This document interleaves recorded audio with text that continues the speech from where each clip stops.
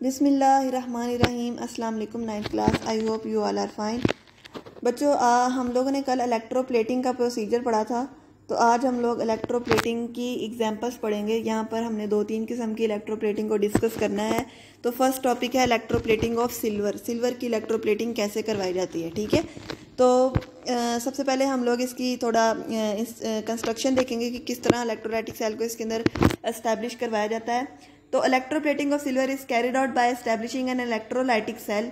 हमने इलेक्ट्रोप्लेटिंग के प्रिंसिपल के अंदर ही पढ़ लिया था कि हम इलेक्ट्रोप्लेटिंग कैसे करवाते हैं, इलेक्ट्रोलाइटिक सेल इस्टेब्लिश करवाते हैं, ठीक है। The pure piece of silver strip act as a anode.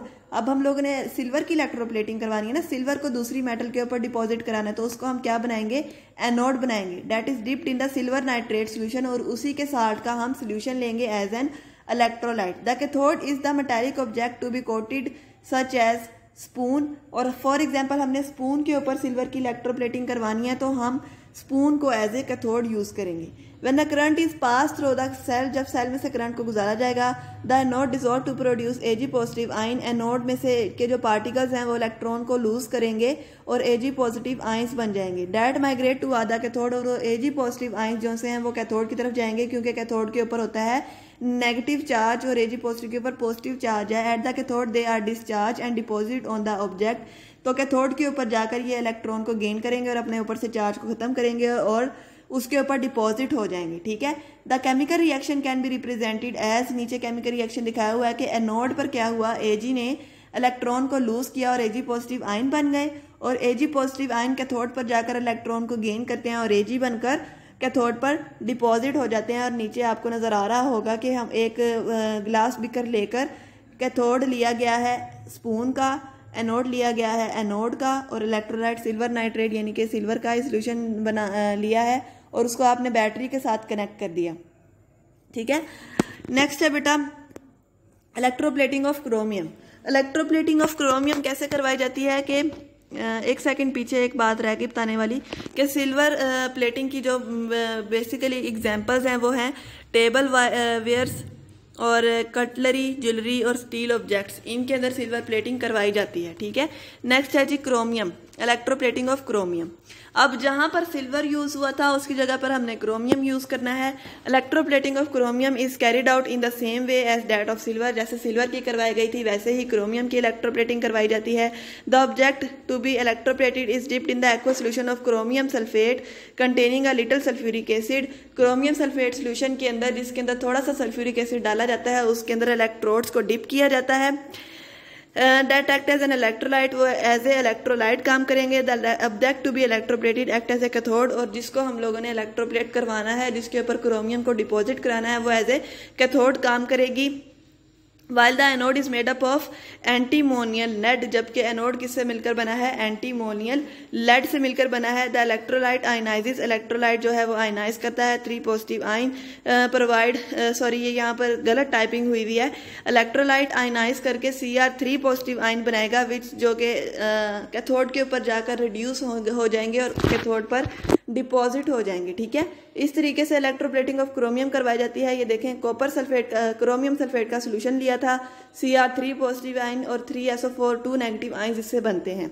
और इलेक्ट्रोड्स पर क्या होता है, इलेक्ट्रोड पर, एनोड पर 4 OH नेगेटिव आयंस वाटर और ऑक्सीजन के अंदर कन्वर्ट होंगे 4 इलेक्ट्रॉन्स को लूज करके, और क्रोमियम 3 आयंस जो है कैथोड पर जाकर वो बना देंगे, कैथोड पर जाकर प्योर क्रोमियम बनाकर उसके ऊपर डिपॉजिट हो जाएंगे। For the practical convenience, practical अमली जिंदगी के अंदर आसानी के लिए, the steel is usually plated first with the निकल।